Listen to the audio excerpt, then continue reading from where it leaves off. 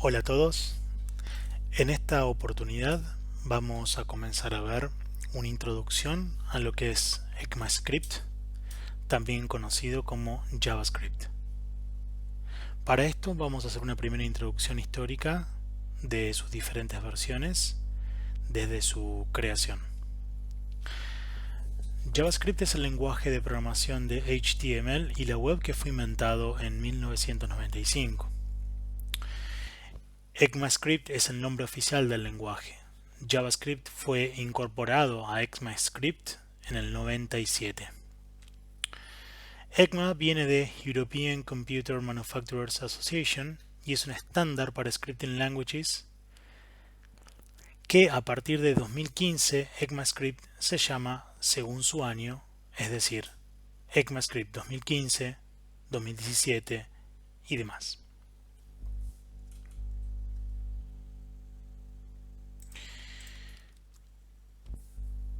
¿Qué es ECMAScript? ECMAScript es el lenguaje de scripting para páginas web. Su particularidad principal es que trabaja del lado del cliente, lo que denominamos client-side, es decir, que trabaja en el browser o en el navegador. Nos va a permitir cambiar el contenido HTML de nuestros documentos. También puede cambiar los valores de los atributos HTML, es decir, de los diferentes tipos de tags que nosotros podemos definir en un documento. A su vez, podemos también cambiar estilos CSS de Cascade Style Sheets de un documento HTML. Es decir, que podemos cambiar los estilos de esos, o los estilos aplicados a los documentos, mejor dicho. En síntesis, se puede cambiar cualquier cosa que esté dentro del DOM, donde el DOM es el Document Object Model.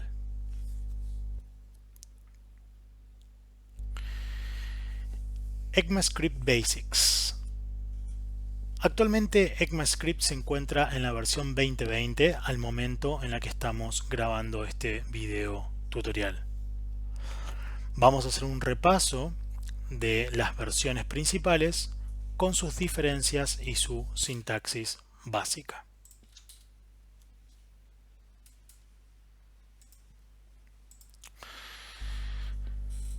JavaScript ES5, que fue lanzada en el 2009, introdujo soporte para Strict Mode. Strict Mode es un modo que nos permite indicar en los scripts y que permite de alguna manera eliminar algunos errores silenciosos de JavaScript, cambiándolos para que puedan lanzar un error y que se puedan identificar. A su vez, también nos permite prohibir ciertas sintaxis que probablemente puedan ser definidas en futuras versiones de ECMAScript, y también nos permite realizar corrección de errores que se puedan hacer difíciles de reconocer en algunos motores de JavaScript. Básicamente, Strict Mode lo que nos permite es una gestión más óptima de los errores a la hora de codificar. Se introdujo también JSON Support. Básicamente esto es el soporte de JSON, ¿sí? De JavaScript Object Notation. Se introducen también algunas funciones específicas como String Trim, que permite básicamente eliminar espacios en blanco, ¿sí? Al comienzo y al final de las cadenas de caracteres. Funciones para manejo de arrays, como por ejemplo isArray, que nos permite determinar si una determinada variable es un array o no. Y también un conjunto de métodos que nos permiten el manejo iterativo de los arrays, o dicho de otra manera, la iteración sobre los arreglos o los arrays. JavaScript ES6, o también conocido como ECMAScript 2015, introduce soporte para lo que es let y const. Básicamente let y const son diferentes formas de declarar variables. Como sabemos, la forma más conocida, la más antigua de declaración de variables es var, ¿sí? A partir de ECMAScript 2015 se introducen let y const, donde claramente const nos permite declarar constantes y let nos permite declarar variables. La diferencia entre var y let tiene que ver con el tipo de scope o el ámbito en el que se definen las variables, y esto lo vamos a ver más adelante en el transcurso de la materia. Se incluyen parámetros por defecto, ¿sí? Valores de parámetro por defecto para las funciones. Los parámetros por defecto son aquellos que cuando no son especificados en una función, al invocar una función, obtienen un valor por defecto que es utilizado dentro de la misma. Se introducen también nuevos métodos para el manejo de arrays, como el find, que nos permite encontrar un elemento, y el find index, que nos permite encontrar un índice de un elemento específico. A partir de ECMAScript 2016 se introducen funciones como el operador exponencial y la función includes, que viene de array, que nos permite determinar si un arreglo incluye determinado elemento. ECMAScript 2017 nos agrega soporte para string padding.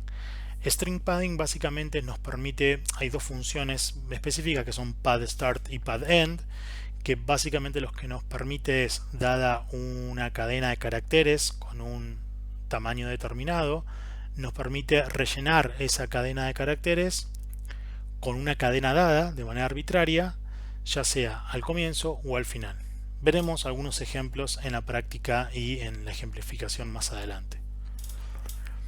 Se introducen también nuevas propiedades para los que son los objetos, como Object Entries y Object Values. Object Entries, por ejemplo, nos permite, dado un objeto, nos permite devolver los pares determinados de clave valor, es decir, cada uno de los atributos del objeto con su valor, transformados en un arreglo donde cada elemento a su vez es un arreglo compuesto por dos elementos, la clave y el valor. Por ejemplo, si yo tengo un objeto de tipo alumno que tiene como atributos apellido y nombre, azar Juan, al aplicar Object Entries me va a dar un arreglo donde el primer elemento es otro arreglo que tiene apellido azar y el segundo elemento es un arreglo también que tiene nombre Juan. Se agrega también Object Values, que lo que hace es lo mismo que Object Entries, solamente que en lugar de devolvernos un arreglo con subarreglos de tipo clave valor, nos devuelve solamente un arreglo con todos los valores de los atributos del objeto.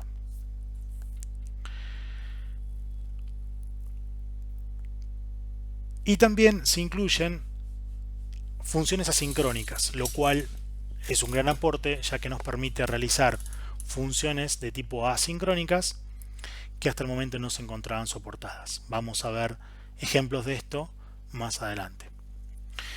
También se incorpora lo que es Shared Memory. Shared Memory básicamente lo que nos va a permitir es que los threads, o más conocidos como hilos, entiéndanse como threads o hilos, partes que se ejecutan de manera concurrente para un mismo proceso. Es decir, un proceso que se está ejecutando dispara distintas partes en su ejecución que se van a ejecutar de manera concurrente. Shared Memory lo que hace es evitar que, para poder disparar los hilos, en lugar de tener que estar preocupándome por enviarle información o que los hilos se envíen información entre sí para actualizar determinada información, determinados datos, Shared Memory lo que nos permite es un lugar en común donde todos esos hilos puedan ir a parar ahí y modificar la misma data, ¿sí? Por eso justamente se llama Shared Memory, que viene de memoria compartida. ECMAScript 2018 nos provee soporte para REST Spread Properties. Estas propiedades de tipo spread y REST nos permiten realizar cosas muy útiles. Spread, por ejemplo, nos permite que a un elemento iterable como un arreglo o una cadena que pueda ser expandido en lugares donde cero o más argumentos o elementos son esperados, o bien que un objeto pueda ser expandido en lugares donde cero o más pares de valores de tipo clave valor sean esperados. Esto, por ejemplo, nos permite que si tenemos una función que toma tres argumentos, ¿sí? Tres parámetros, y nosotros tenemos un arreglo que tiene tres valores, utilizando esa función spread, directamente pasando la función spread junto con el arreglo como parámetro de la función, va a transformar el arreglo en tres valores separados. Vamos a ver justamente algunos ejemplos de esto en la práctica para que se entienda mejor. El caso contrario, que es para poder utilizar justamente REST, es muy similar a spread, pero en realidad es usado para la desestructuración de arreglos y objetos. De cierta forma, la sintaxis REST es la opuesta a la sintaxis spread. Spread expande un arreglo en sus elementos, mientras que REST agrupa múltiples elementos y los condensa en un único elemento. ¿Sí? Vamos a ver algunos ejemplos y también vamos a ver en la práctica cómo realizar ejercicios con esto.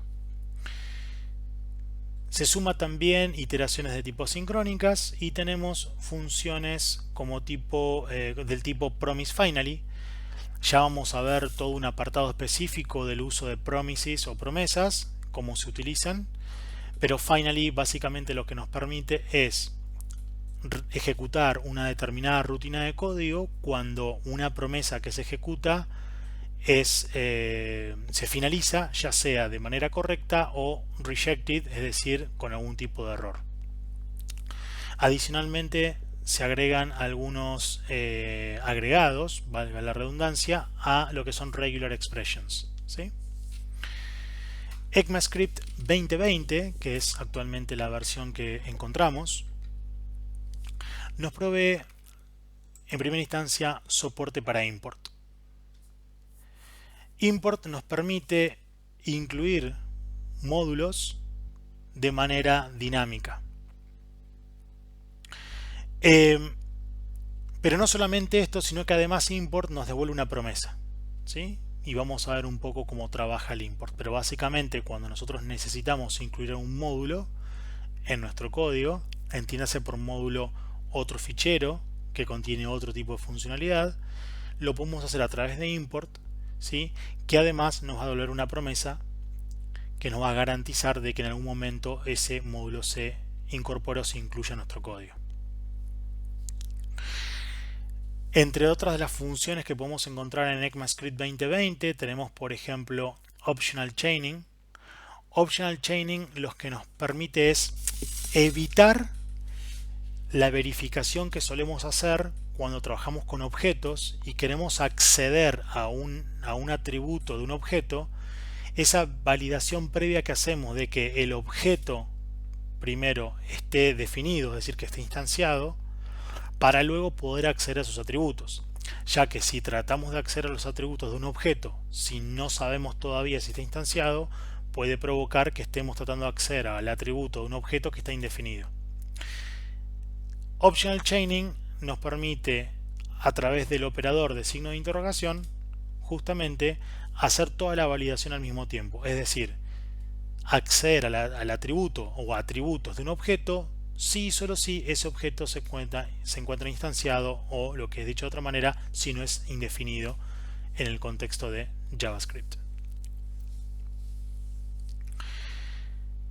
Otras funciones o características que se agregan en ECMAScript 2020 es ArrayFlat y FlatMap. ArrayFlat lo que nos permite básicamente es justamente aplanar ¿sí?, un arreglo multidimensional, es decir, por ejemplo, una matriz, y convertirlo en un arreglo de tipo unidimensional. Si tenemos arreglos anidados en más de dos niveles, ¿sí?, estamos hablando de matrices multidimensionales, tenemos un parámetro más que podemos aplicar a la función flat, donde le podemos decir cuántos niveles de aplanamiento queremos aplicar sobre ese arreglo. La función flatMap es muy parecida a flat, pero como su nombre lo indica, antes de aplanar el arreglo, aplica una función de mapeo a cada uno de los elementos del array y devuelve el resultado de manera aplanada, ¿sí? Es decir, puedo ejecutar algún tipo de mapeo sobre los elementos y luego devolverlo de manera aplanada. Por ejemplo, podría, a través de la función flatMap, a un arreglo multidimensional de enteros, aplanarlo, pero en el momento que lo aplano, elevar al cuadrado cada uno de los elementos de ese arreglo. Se agrega la función promiseAllSettled. Esta función allSettled lo que nos permite es verificar que, dado un conjunto de promesas, ¿sí?, esperar hasta que todas se rechacen o a que todas se completen. Ya vamos a ver los distintos tipos de promesas que podemos trabajar y las distintas funciones que son aplicables a las promesas. Luego tenemos el Knowledge Coalescing Operator. Este operador es muy similar al OR y puede que lo hayan visto también en algunas otras materias o en algún otro lenguaje, pero básicamente este operador es similar al OR. La diferencia es que este operador, que se indica con doble signo de interrogación, solo va a tener en cuenta los valores undefined o nulos, mientras que el operador OR también tiene en cuenta los false, ¿sí? Este operador solamente tiene en cuenta nulos o undefined. Se puede utilizar muy bien justamente con operadores de tipo ternario, donde si un objeto evaluado es nulo o undefined, voy a devolver algún valor específico, ¿sí?, a un literal, y si no, devolveré justamente el valor de ese elemento que estoy evaluando.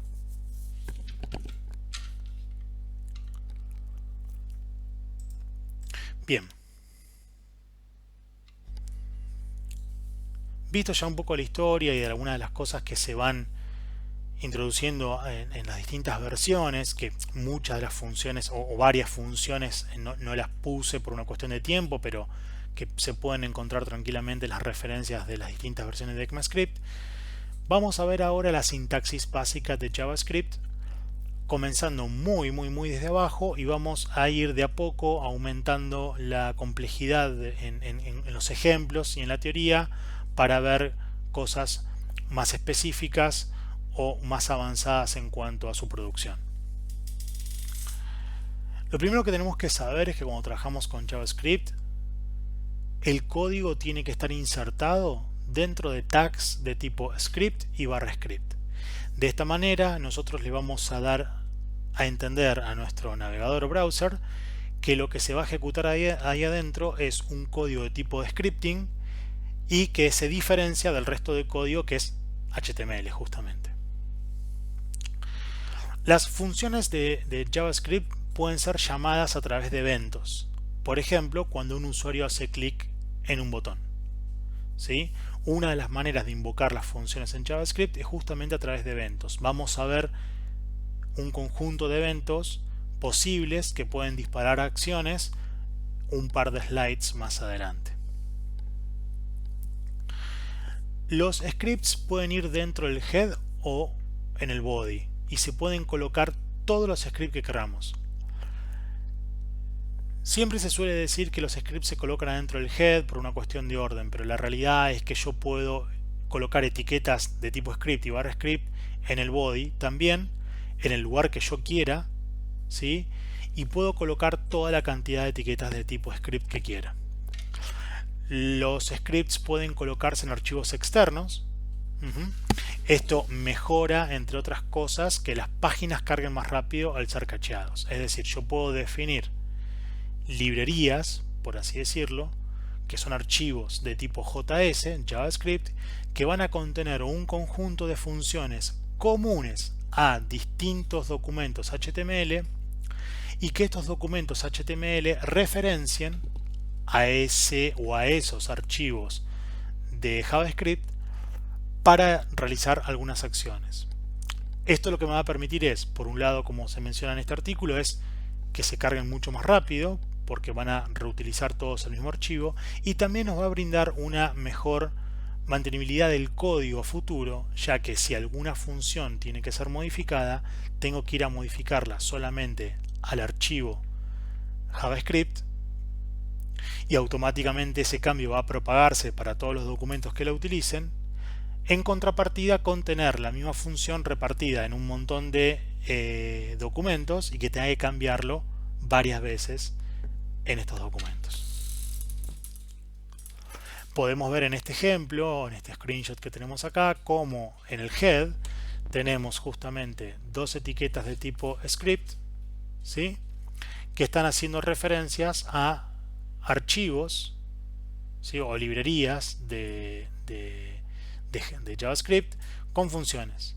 En este caso particular estoy haciendo referencia a un archivo que se encuentra dentro del mismo folder de este documento HTML, mientras que en el segundo caso estoy referenciando un archivo externo, es decir, un archivo que se encuentra en otro dominio, en otra aplicación, en otro website. Una función muy importante, la cual nos iremos familiarizando, es getElementById, que nos va a permitir acceder a un elemento HTML a través de su ID para luego ser manipulado. Por ejemplo, si nosotros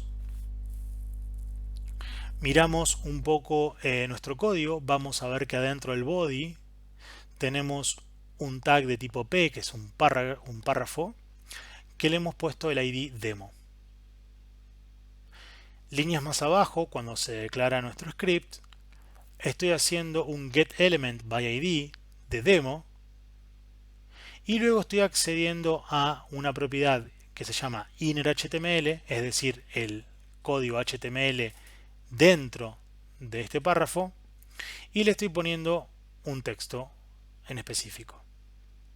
Lo que va a hacer esta función es capturar el elemento que se llama demo, en este caso el párrafo, y dentro de su innerHTML, es decir, dentro del párrafo, va a poner este string que está escrito acá. Se puede comentar una línea de código utilizando doble barra, o puedo hacerlo en bloque utilizando barra asterisco asterisco barra. Esto es igual a otros lenguajes de programación que ya han visto con anterioridad. Las variables que se declaren pueden contener letras, pueden contener números, pueden contener underscores o guión bajo, y pueden contener también signos de dólar, ¿sí? Pero las variables no pueden comenzar con un número y además son case sensitive. Esto quiere decir que una variable x mayúscula no es lo mismo que una variable x minúscula. De hecho, son dos variables diferentes.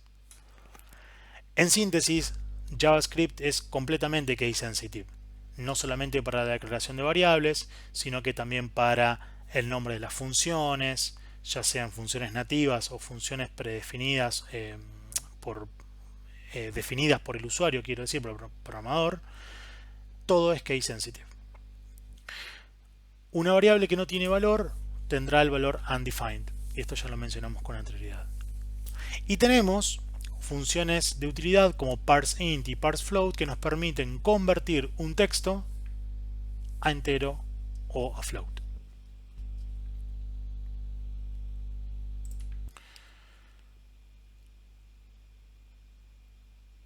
Output. Como dijimos con anterioridad, innerHTML, utilizando getElementById, nos permite acceder a un elemento HTML y con esta propiedad acceder a su contenido. Esta es una manera tradicional de mostrar información. En el caso que vimos hoy del párrafo, que tiene como ID demo, innerHTML indicaría este lugar que está acá, que es justamente el lugar donde se va a insertar el código HTML que yo especifique. Por ejemplo, en este caso, estoy poniendo la suma de 5 más 6. Por lo tanto, ese párrafo va a contener el valor 11. Document Write permite mostrar contenido. Se usa más comúnmente para propósito de testing. Si usamos Document Write, luego de que el documento HTML se haya cargado, se elimina todo el HTML existente.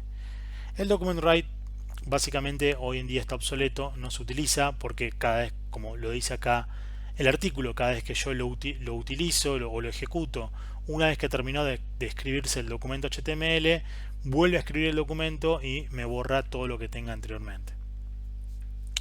Window Alert nos permite disparar un alert box para mostrar información. Esta es la famosa ventanita estándar de Windows donde aparece un mensaje emitido directamente.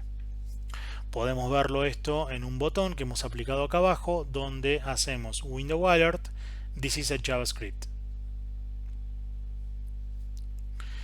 Y tenemos otra función que es Console Log, que es utilizado para debugging y permite mostrar por consola determinada información. Esto es muy utilizado en el proceso de desarrollo.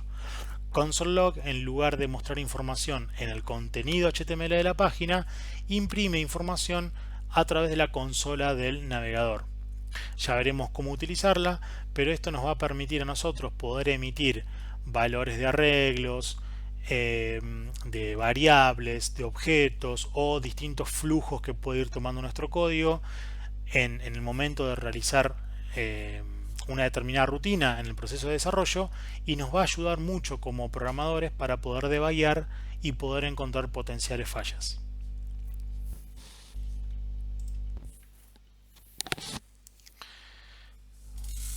Vamos a hacer un repaso muy rápido de los distintos tipos de operadores que nos podemos encontrar en JavaScript. Digo hacer un repaso rápido porque esto en realidad no va a variar de otros lenguajes que ya se han aprendido, como Java, como PHP, C incluso. Así que la idea es hacer un repaso rápido para verlos y luego seguir con otros temas que son un poco más específicos de este lenguaje.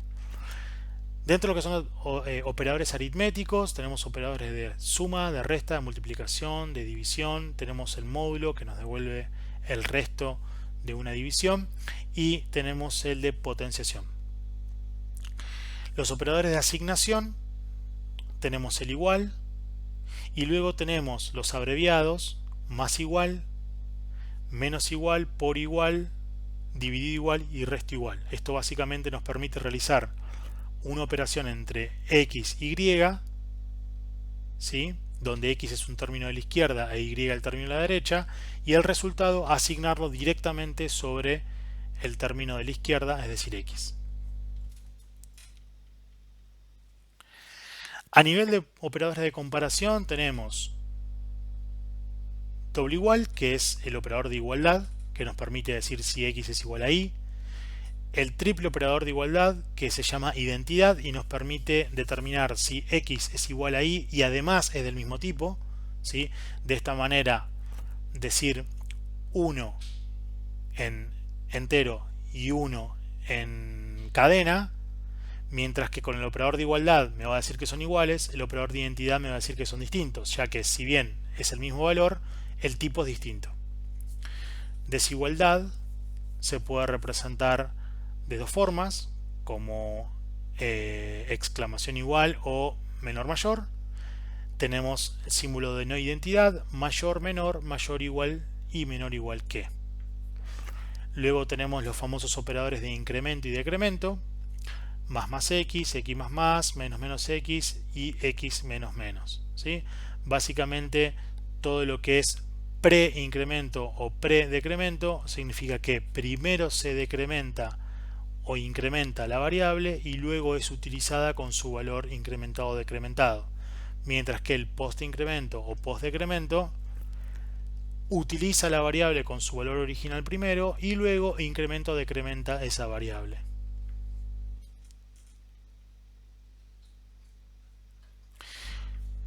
Dentro de los operadores lógicos tenemos el operador AND, que se indica con doble ampersand, tenemos el operador OR, que se indica con doble pipe, y tenemos el operador de negación o NOT, que se indica con un signo de exclamación. Para lo que son operaciones con strings, el más nos permite concatenar y el más igual nos permite asignar la concatenación, es decir, al término de la izquierda le concateno al término de la derecha y el resultado se guarda en el término de la izquierda. Luego tenemos operadores de tipo como typeOf, que nos retorna el tipo de una variable, e instanceOf, que nos retorna true si un objeto es una instancia de un tipo específico.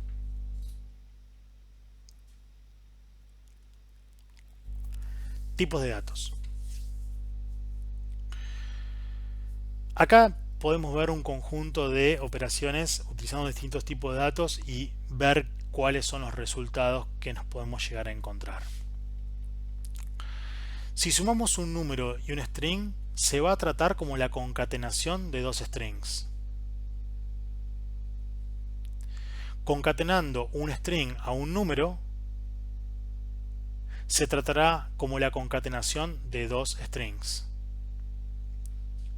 JavaScript evalúa las expresiones de izquierda a derecha, por lo tanto, diferentes secuencias pueden producir resultados diferentes.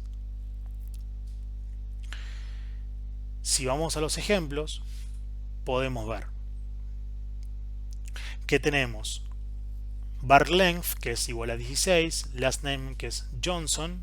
Estas son maneras de asignar un número y un string.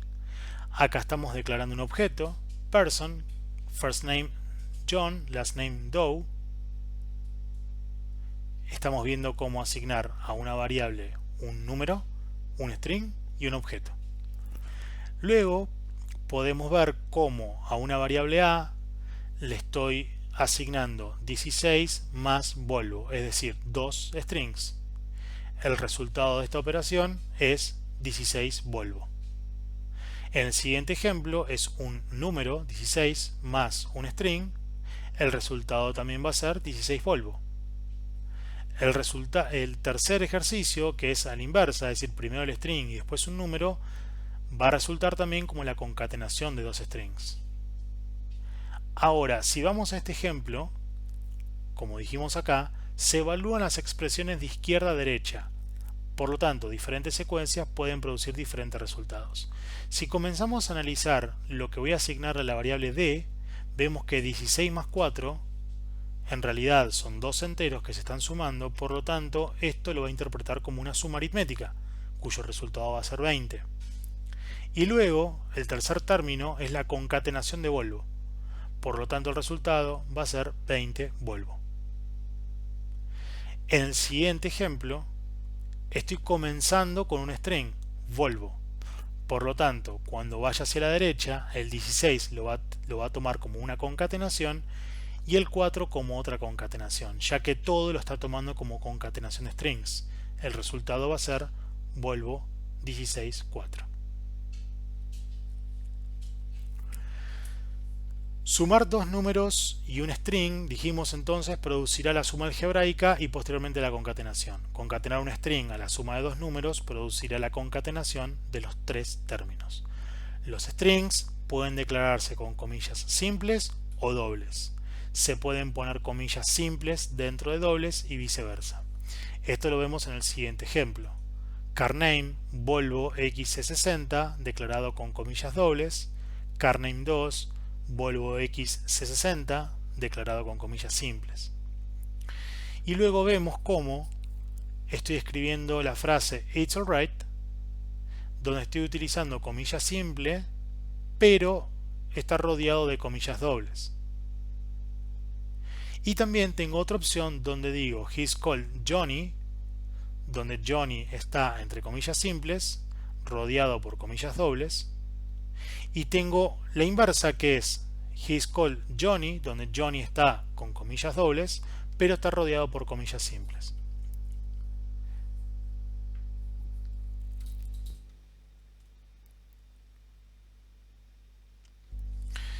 Como dijimos, las funciones se pueden llamar entre sí, es decir, una función en JavaScript puede llamar a otra función.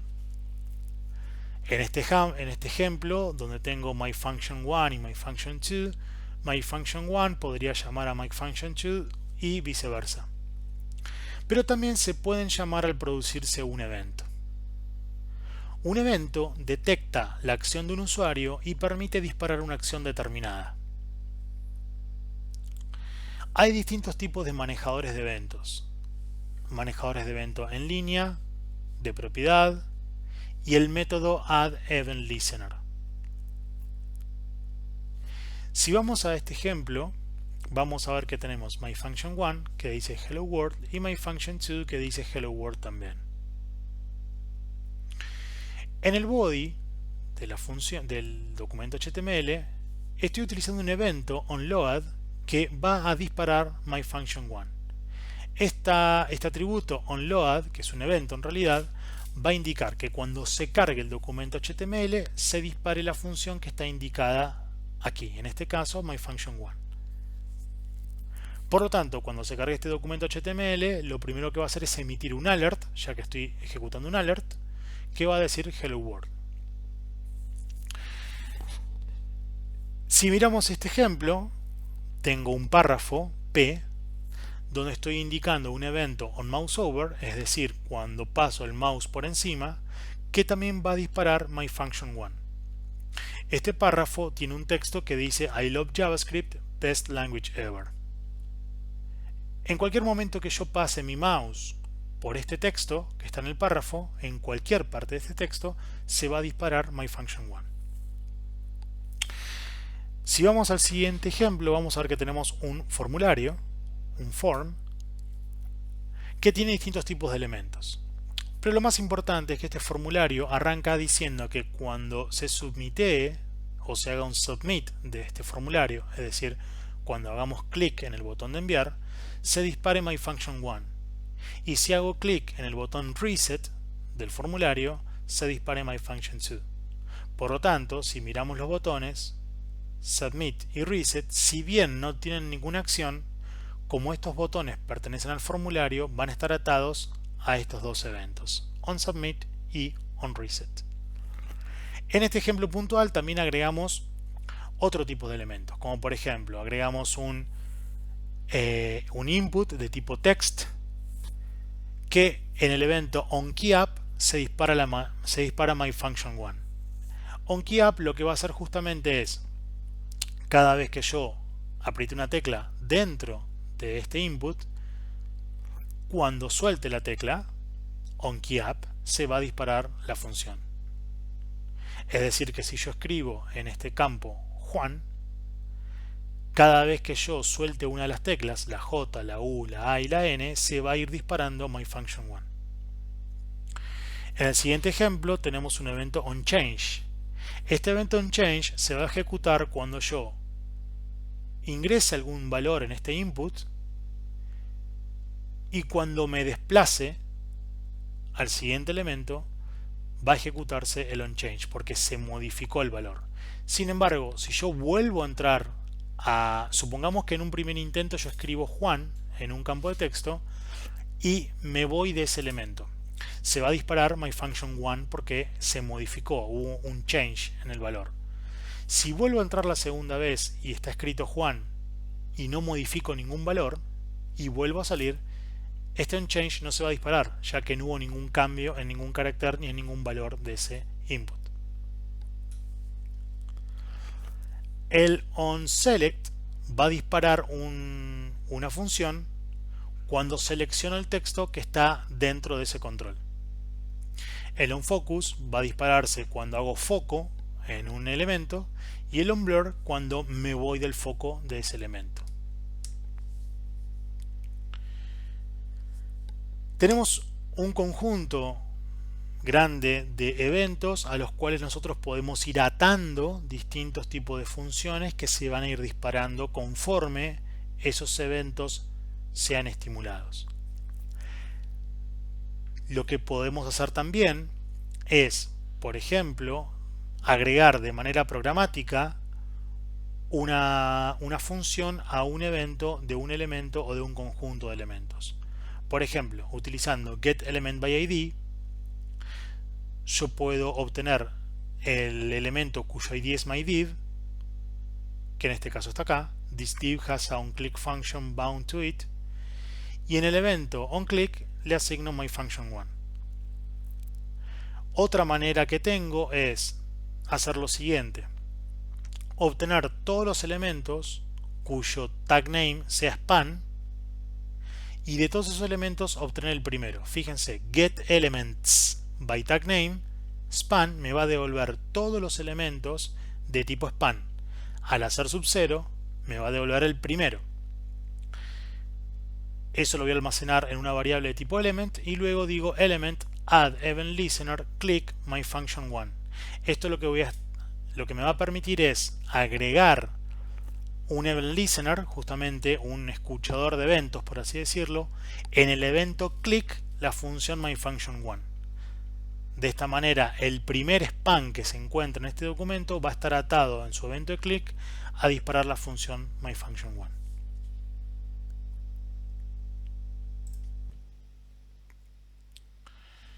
Estuvimos hablando mucho de lo que era justamente getElementById y qué particularidad tenía. Esto nos permite referenciar elementos, y ya que estamos hablando de referenciar elementos, vamos a ver distintas formas de referenciar elementos dentro del DOM y las diferencias que podemos encontrar entre ellos. Como dijimos, getElementById obtiene un elemento a través de su ID. Los IDs deberían ser únicos. Cuando hablamos de un ID hablamos de un identificador, y por lo tanto deberíamos poner identificadores únicos para cada elemento. Pero puede pasar que con intencionalidad o por error más de un elemento posean el mismo ID. En ese caso, getElementById me va a retornar el primero que encuentre dentro del documento. La función getElementsByName, por el contrario, lo que va a hacer es obtener una colección de elementos que tengan el name especificado. El name justamente puede estar duplicado o se puede encontrar varias veces en un documento. Por eso esta función se llama getElements, ya que me devuelve una colección de elementos que contengan ese name. Se puede usar la propiedad length para determinar la cantidad de elementos devueltos y poder iterar sobre estos elementos. Como me devuelve una colección, la trato como si fuese un arreglo. getElementsByClassName nos permite obtener una colección de elementos que tengan el name especificado. Esto es a nivel de clase. Yo puedo agarrar los elementos que pertenezcan a una misma clase CSS, ¿sí?, y obtener el conjunto de elementos que pertenecen a una misma clase. getElementsByTagName, lo vimos hace un momento, nos permite obtener una colección de elementos que pertenecen a un tipo de tag específico, ya sea H1, span, P, ¿sí?, A, lo que nosotros necesitemos. Si se especifica el parámetro asterisco en lugar de el tag, se retornan todos los elementos del documento, es decir que obtengo una colección con todos los elementos del DOM. Y dos funciones que merecen un apartado especial son querySelector y querySelectorAll. Básicamente, querySelector lo que nos va a permitir es devolver el primer elemento del documento utilizando un recorrido primero en profundidad de manera preordenada de los nodos del documento que coincida con el grupo especificado de selectores. ¿Qué significa? Que yo a querySelector le voy a pasar un selector CSS. Cuando hablamos de selector CSS no estamos hablando específicamente de una clase o un estilo CSS. Ahora veremos más adelante algunos ejemplos. Pero básicamente es indicar un documento que tenga una clase CSS o un documento que, un elemento que tenga una clase CSS o un elemento que pertenezca a un tag específico, ¿sí? Hay distintos tipos de selectores. querySelector lo que va a permitir, y es dinámico, es decir que me permite querySelector pasarle un parámetro que puede ser justamente o una clase o un tipo de tag específico o un conjunto de clases anidadas o un conjunto de elementos específico. Query Selector me devuelve el primer elemento que cumpla con esa condición, mientras que Query Selector All me devuelve todas las ocurrencias, es decir, todos los elementos que cumplen con esa condición. Por ejemplo, yo puedo indicarle a través de Query Selector que me devuelva el elemento que tenga como clase punto mi clase. Punto mi clase va a hacer referencia a cualquier elemento que dentro de su class CSS tenga mi clase como nombre. Ahora, yo podría pedir a Query Selector que me devuelva el elemento que esté dentro de un div con una clase específica y que ese elemento que está dentro del div sea de tipo input y que a su vez tenga como nombre el input un nombre específico. ¿Sí? Es decir, puedo armar una secuencia de selectores que deben cumplirse para que ese elemento sea devuelto.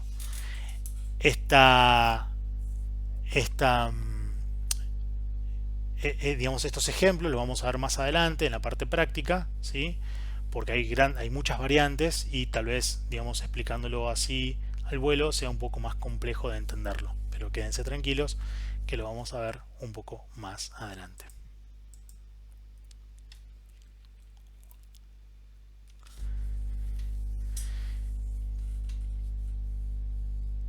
Y luego tenemos lo que es manejo de arreglos, ¿sí?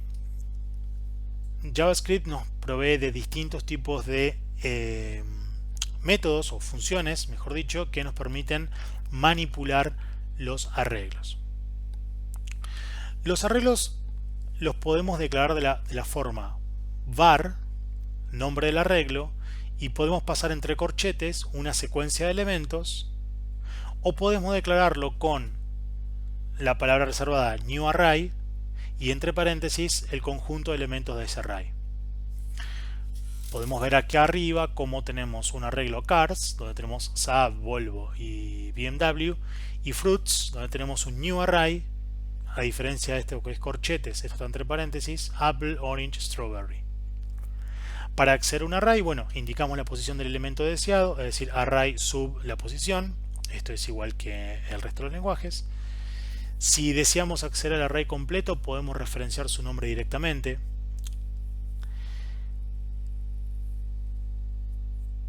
Un array puede contener elementos que sean objetos, es decir, yo puedo almacenar objetos dentro de un array, esto es totalmente válido. En JavaScript los arrays son un tipo especial de objetos, de hecho typeOfArrayName retorna object, es decir, los arreglos en JavaScript son objetos, son un tipo especial de objetos, pero son objetos, ¿sí? Por eso si probamos a hacer un typeof de un array, nos va a retornar object justamente. La propiedad length nos va a retornar la cantidad de elementos que posee el array. Esto es muy útil para saber cuántos elementos tiene. Y podemos iterar en un array utilizando for o for each. Para agregar un elemento, la forma más sencilla es hacer arrayName push, pero también podemos hacerlo de la forma arrayName posición -1 igual new item. Sin embargo, manejar los índices a mano puede generar vacíos en el array. Es decir, si yo quiero solamente agregar al final de un arreglo un elemento, la manera más sencilla, más cómoda es utilizar un push, que sé que me va a agregar un nuevo ítem al final de ese array. Sin embargo, yo puedo manipularlo más flexible directamente colocando elementos en la posición que yo lo desee, ¿no? A sabiendas de que puedo generar un problema con el tema de los índices. JavaScript no soporta array asociativos. Los arrays poseen índices numéricos. Esto es importante saberlo también. Los índices asociativos son aquellos que poseen en lugar de números, o sea, índice numérico, los índices son textos, ¿sí?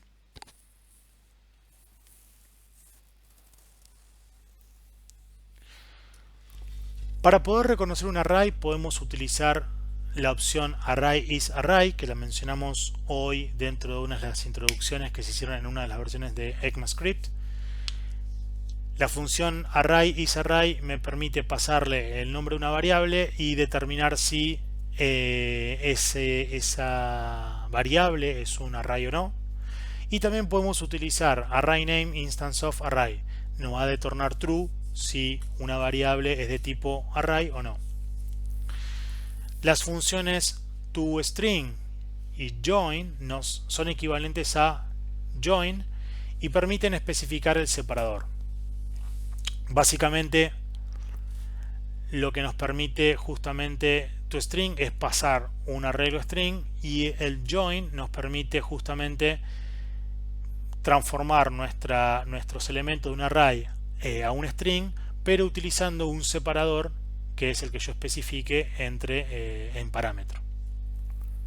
Si vamos a este ejemplo de frutas, banana, orange, apple y mango, el toString me va a devolver todos los elementos concatenados, mientras que el join con un pipe nos va a devolver todos los elementos separados por un pipe, pero todos en un mismo string.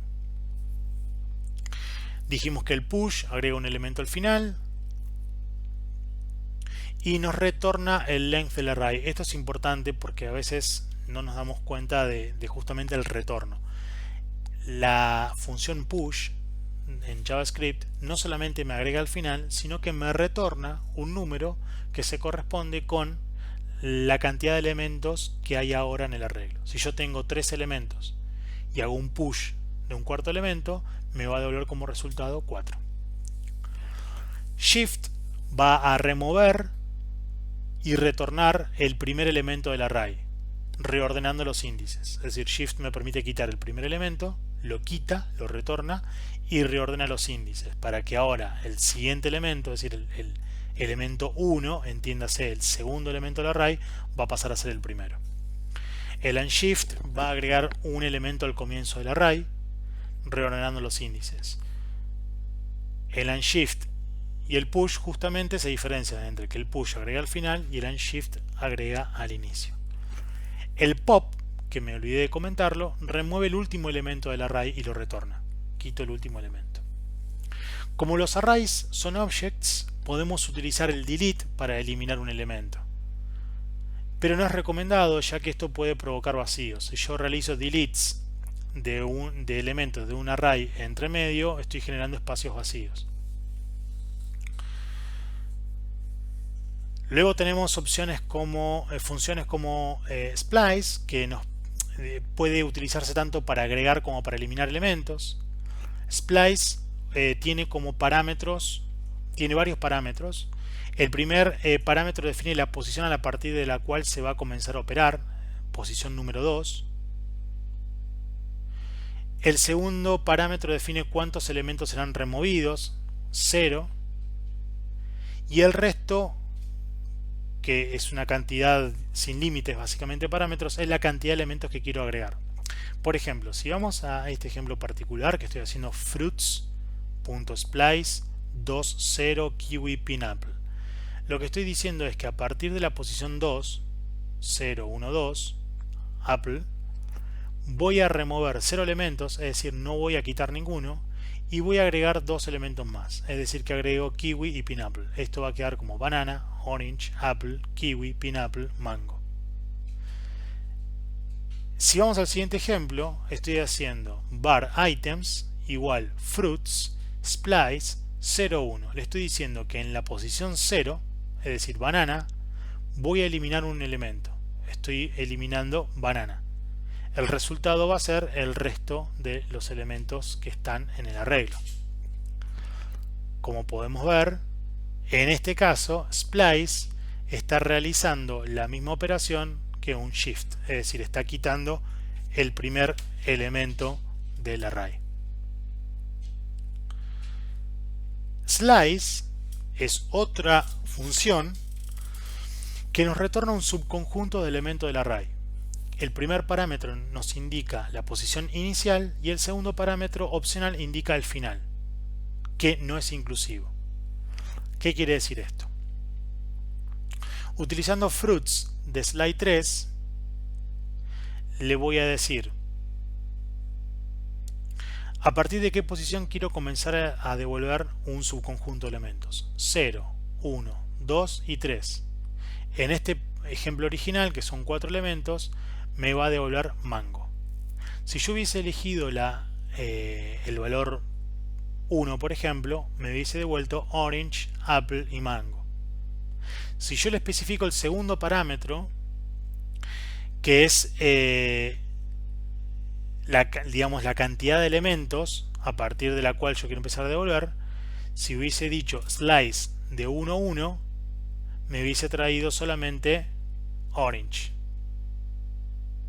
Recuerden que el segundo parámetro es no inclusivo, es decir, que no lo tiene en cuenta. Si yo quiero tenerlo en cuenta, tendré que poner un valor más en el segundo parámetro.